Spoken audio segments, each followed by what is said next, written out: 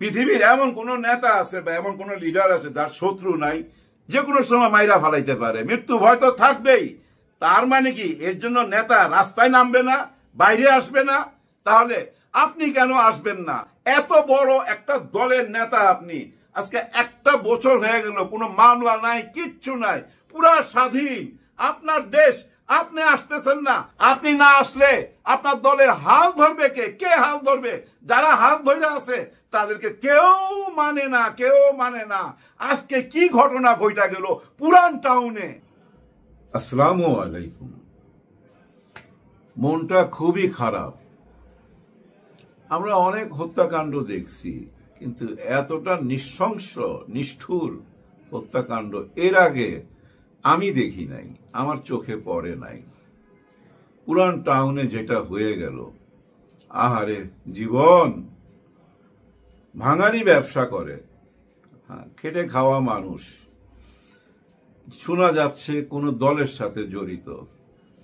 যারা মারছে তারাও নাকি দলের সাথে জড়িত।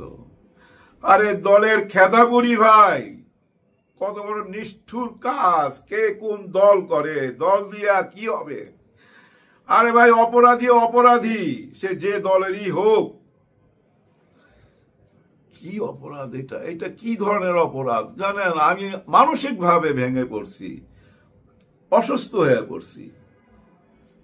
এত বড় পাথর দিয়া ভাবা যায় না। মরে যাওয়ার পর তার দেহের উপরে উঠা নৃত্য করা, মাথার মধ্যে ফুটবলের মতো লাথি মারা, না না না না না, এটা মেনে নেওয়া যায় না, এটা মেনে নেওয়া যায় না। এটা কোন দেশে হইতে পারে? এই দেশে কি আইন শৃঙ্খলা কিচ্ছু নাই? সবই তো আছে, সরকার আছে, তারপরও থামানো যাচ্ছে না, থামানো যাচ্ছে না। আমি একটা অনুরোধ করতে চাই, তারেক রহমান সাহেব, প্লিজ আপনি এই জুলাই মাসেই চলে আসেন। এটাই আসার সময়। আপনি আসেন, এসে হাল ধরেন। আমি জানি না এদের কি পরিচয়, সবাই বলা বলি করতেছে, লেখালেখি হচ্ছে, এরা যুব দলের কর্মী বা যুব দল না কি জানি না, জানতে চাইও না, ভাল লাগে না, আর ভাল লাগে না। শুধু এইটুকু বলতে চাই, আপনি আসেন। আপনি এত বড় একটা দলের প্রধান, একটা বছর হয়ে গেল, আমরা স্বাধীন, কিন্তু এখন স্বৈরা শাসক নাই। যারা আপনাদের উপরে জুলুম করছিল বা আপনাকে যারা মামলা দিয়া দেশের বাইরে পাঠিয়ে দিছিল, শর্ত দিছিল, যে জুলুম হয়েছিল, ওই জুলুম বাস্তব নাই। এখন তো একবারে স্বাধীন। তাহলে আপনি কেন আসতেছেন না? আপনি আসেন, এসে হাল ধরেন। হাল ধরতে হবে। এই জুলাই মাসেই আপনাকে আসতে হবে। এই জুলাই মাসে যদি আপনি না আসেন, তাহলে আর কবে আসবেন আমি জানি না। আসার সময় হবেও কি না এটাও আমি জানি না। কারণ এই জুলাই মাসের সনদপত্র ঘোষণা হবে, সবকিছুই তো হবে। এদের সঙ্গে আপনি থাকবেন না? আপনি এত বড় একটা দলের নেতা, এই জুলাই গণ অভ্যুত্থানে যারা জড়িত ছিল তাদের পাশে দাঁড়াবেন না? এটা কোনো কথা?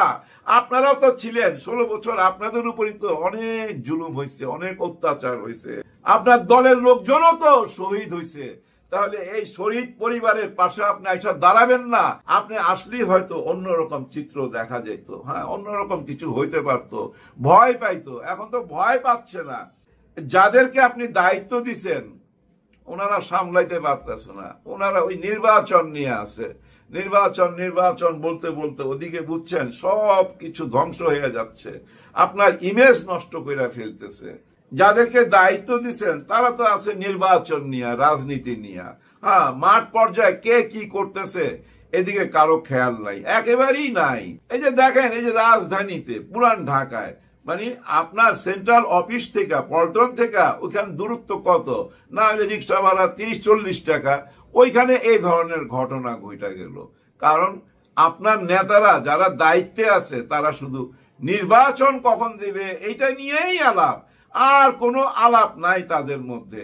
আজকে সালাউদ্দিন কাদের সাহেব একটা অফার দিছে, খুব ভালো ভালো অফার, সুন্দর অফার দিছে এনসিপি কে, যে ওরা ইচ্ছা করলে তাদের সঙ্গে জোট বাঁধতে পারে।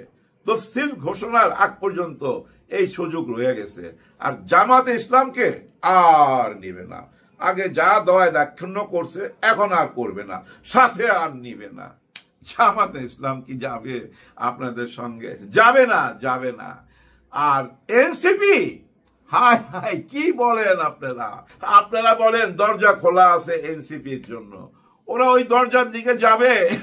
না না না না, এতটা পাগল না। ওই যে পানিতে সাঁতার কাটা দেখা ভাবতে পারেন পোলাপান এখনো ম্যাচুরিটি আসে নাই, সব ঠিকঠাক আছে। যৌবন যার, যুদ্ধে যাওয়ার সময় তার, ওদেরই তো সময় এখন। ওরা কেন আপনাদের সঙ্গে আসবে? ওরা নিজেরাই তো পথ চলতে শিখা গেছে। হ্যাঁ, গত 1 বছরে সবাই আচরণে ওরা বুঝা ফেলাইছে, যাই হায় মুরব্বীরা আমাদেরকে কোন চোখে দেখে, কতটুক ভালোবাসে, ওইটা ওরা বুঝা ফেলাই তো নিজেদের পথ চলা শিখা গেছে। এনসিপি এখন নিজেই পথ চলতে পারবে। আর এনসিপি কে কেন নিবেন? আপনাদের সঙ্গে তো আছে, যে মান্না সাহেব আছে, প্রিন্স সাহেব আছে, ওনারা তো আছে। আর কেউ আছে কি? না, আর কেউ নাই। ওই যে নূর সাহেব গেছিল, জায়গা পায় নাই, চেয়ার খালি নাই। তো আমার তো মনে হয় এই যে 2-3 জন যারা আছে ওনারাও চেয়ার পাবে না। কি কারণে চেয়ার পাবে? কি কারণে চেয়ার দিবে ভাই? গত 16 বছর যে কর্মী মাইল খাইছে, কিল খাইছে, মামলা খাইছে, পুলিশের দৌড়ানি খাইছে, ও কি তার এলাকা ছাইরা দিবে অন্য দলের জন্য? দিবে না, দিবে না। নূর সাহেব বুঝা চলে আসছে। আপনারা যারা বুঝতেছেন না, আপনারা টের পাবেন। এই কয়েকটা দিন যাক, টের পাবেন। নির্বাচন তো চলে আসতেছে, প্রস্তুত হইতে বলছে ডিসেম্বর থেকে। তার মানে ডিসেম্বর, জানুয়ারি, ফেব্রুয়ারিতে নির্বাচন। 3 মাস লাগবে নির্বাচন করাইতে। ওই 3 মাস পর নির্বাচন পুরা হয়ে যাবে, তারপরেই তো আপনারা ক্ষমতায় চলে আসবেন। কিন্তু ক্ষমতায় আসার আগে ইমেজ তো ঠিক করতে হবে। আর ইমেজ ঠিক করার জন্য তারেক রহমান সাহেব, প্লিজ আপনি আসেন। এই জুলাই গণ অভ্যুত্থানের মাসে, এই জুলাই মাসে যদি তারেক রহমান সাহেব আইসা নিজের দলের হাল ধরে, তাহলে হয়তো অনেক কিছু হইতে পারে ভাই। আপনি না আসলে হবে না, অন্য কাউকে দিয়ে হবে না। কারণ ওনাদের কথাবার্তা না এখন গ্রহণযোগ্যতা পায়। পয়লা কিন্তু উনি অনেক প্রশংসা পাইছে, কিন্তু হঠাৎ এই কথাটা কেন বললো? এই কথাটা কি ইশরাক সাহেবকে খোঁচা মারলেন নাকি? হ্যাঁ স্যার, স্যার আমার তো মনে হয় আপনি ইশরাক হোসেনকে খোঁচা মারছেন। কারণ উনি মাননীয় পদবিটা চাইছিলেন কয়েকদিন আগে, ওনারই খোঁচা মারছে। দলের মধ্যে ভাই থাকে না একটা বিভেদ থাকে না? হয়তো মুরব্বী হিসাবে বলছিল ইশরাককে যাইতে না ওইদিকে, তারপরও গেছে। আমার মনে হয় ওই খোঁচাটাই মারছে। নাইলে সারা জীবন পার কইরা আইসা এই বয়সে কেন বলতেছে মাননীয় শব্দটা ওনার পছন্দ না? কয়েকদিন আগে মাননীয় নাটকের অংশ না তো এটা? হ্যাঁ ভাই, অংশ। আবার এমনও হইতে পারে ভাই, একটু তেরা চিন্তা করলে, যে আরে যে বালককে আমি দেখেছি স্কুলে যেতে, সে এখন হয়ে যাবে প্রধানমন্ত্রী। মানে তারেক রহমান সাহেব প্রধানমন্ত্রী হয়ে যাবে। এখন উনাকে মাননীয় বলতে হবে, এই ভয়ে বা এই লজ্জায় কি মাননীয় বাদ দিতে বলতেছে? এরকম একটা কথা আসতে পারে। কারণ এই ধরনের কথা যুবকদের মুখে মানায়, হ্যাঁ, এই বয়সে এসব মানায় না। আর মাননীয় বাদ দিতে হবে কেন? আর ওই যে স্যার বাদ দিতে হবে, ম্যাডাম বাদ দিতে হবে, এগুলা নিয়ে নাকি সরকারের মধ্যে কথাবার্তা চলতেছে। কেন ভাই এগুলা বাদ দিতে হবে কেন? কারণ কি ভাই? হ্যাঁ, কোনো কারণ নাই। যে খালি পড়ায় তাকেই স্যার বলবেন? না না না না, পৃথিবীর বিভিন্ন দেশে যায়েন, যারা গেছেন তারা জানেন, সবাই সবাইকে স্যার বলতে পারে। এটা একটা সম্মান। সম্মানটা কেন কাইরা নিতেছেন? স্যার, ম্যাডাম, মাননীয়, এগুলো নিয়ে টানাটানি করেন না। একটা সম্মানের জায়গা, সম্মানটা থাকুক না। এগুলা কাইরা নিলে না আরো বেশি বেয়াদবি হয়ে যাবে। এখনই দেখেন না, ওই যে রিক্সাওয়ালাদেরকে আমরা তুই তুমি কইরা বলি, আবার একটু ওই যে বস টাইপের লোক দেখলে আপনি কইরা বলি, সাহেব চাকরকে তুই কইরা বলে, ওই তুইও উঠায় দেওয়া উচিত ভাই, আপনি আনা উচিত। সম্মানের জায়গায় সম্মান থাকুক ভাই, এগুলো নিয়ে টানাটানি করেন না। এগুলো হলো সব রাজনৈতিক বক্তব্য, কোন একটা উদ্দেশ্য নিয়ে এসব কথা বলা হয়। কিন্তু মেইন উদ্দেশ্য হওয়া উচিত দেশ ঠেকাও মাস্তান, বাঁচাও দেশ। হ্যাঁ ভাই, দেশ বাঁচাইতে হবে। এই মাস্তানি চলবে না। এই দেশের মাস্তানি অতীতে বহুত দেখে আসছি ভাই, গত 54 বছর মাস্তান দেখে আসছি তো ভাই, আর দেখতে ভালো লাগে না। এখন এটা ঠেকাইতে হবে। আইন কানুন কোনো কিছুতেই কুলাইতেছে না ভাই। যার যার সন্তান শেষে সামলান। আপনারা যারা লিডার, নিজের দলের লোকজনকে সামলান। এই যে দেখেন না, জামাত ইসলাম সামলাইছে ভাই, টুকটাক যেটা হয় সেটাও কিন্তু ওনারা একেবারে চুলের মুঠা ধইরা বিচার কইরা দেয়। আপনারা কেন পারতেছেন না? আইনের হাতে তুলে নেন। বহিষ্কার কইরা লাভ নাই, কত বহিষ্কার করবেন? ওই বহিষ্কারটা হয়ে গেছে ওই কম্বল বাছাইয়ের মতো। ওই লোম বাঁচতে বাঁচতে একটা টাইমে দেখবেন কম্বল শেষ হয়ে গেছে। এতে হবে না ভাই। স্টেট নিজেরাই মামলা দেন না কেন যে এ আমার ঘরের সন্তান, এই অপকর্ম করছে, এই নেন মামলা, নিজেরা ধইরা দিয়ে দেন ভাই আইনের হাতে। এরকম ঘটনা ঘটান। আর সবচেয়ে বড় কথা কি, এটা বইলা ভিডিওটা শেষ করে দেই ভাই, আমি তো এগুলা কইরাইছি ভাই, এই টুকটাক মাস্তানির সঙ্গে জড়িত ছিলাম ভাই 71, 72, 73, 74 পর্যন্ত।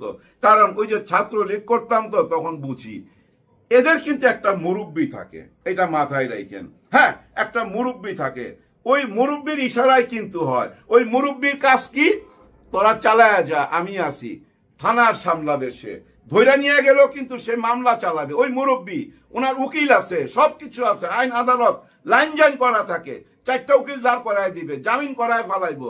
ওই জেল থেকে বাইর হওয়ার পর ওই মাস্তানের দাম বাইরা যায়, দলের ভিতরে দাম বাইরা যায়, এবং এলাকার লোকে আরো বেশি ভয় পায়। আরে বাপ রে বাপ, এত বড় ঘটনা ঘটায় জেলে গেল, 3 মাসের মধ্যে ছুটে আইছে, তার মানে উপরে আছে। ওই যে মুরব্বি আছে, ওই মুরব্বিদেরকে বহিষ্কার করেন।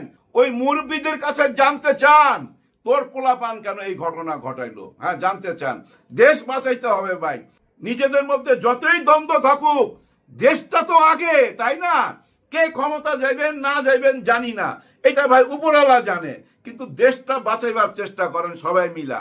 এই নাহিদ ইসলাম, হাসনাত, আপনারা আর সাঁতার কাটেন না, এগুলা নিয়ে কথা বলেন। নিরাপদ একটা জীবন দিতে হবে মানুষকে, তাই না? মানুষ তো এখন ভয়ে আতঙ্কে ঘর থেকে আর বাইর হইব না। যে অবস্থা শুরু হয়েছে, এটা তো থামাইতে হবে। জুলাই গণ অভ্যুত্থানের সাথে যারা আছেন তারা আওয়াজ তোলেন, প্রতিবাদ করেন, রাস্তায় নামেন। চরমনায় পীর সাহেব, ডাক্তার শফিকুর রহমান সাহেব, হেফাজতে ইসলাম যারা আছেন, এবং তারেক রহমান সাহেব, প্লিজ আপনার ঢাকায় এসা সবাইকে নিয়ে বসেন একসাথে, প্রত্যেক দলকে ডাকেন, আপনি ডাকলেই আসবে। সবাইকে নিয়ে বৈশা সুন্দর একটা নির্বাচন তো চাইবিনি, যান, অসুবিধা নাই, কিন্তু দেশটাকে লাইনে আনেন, রাস্তায় আনেন। জুলাই গণ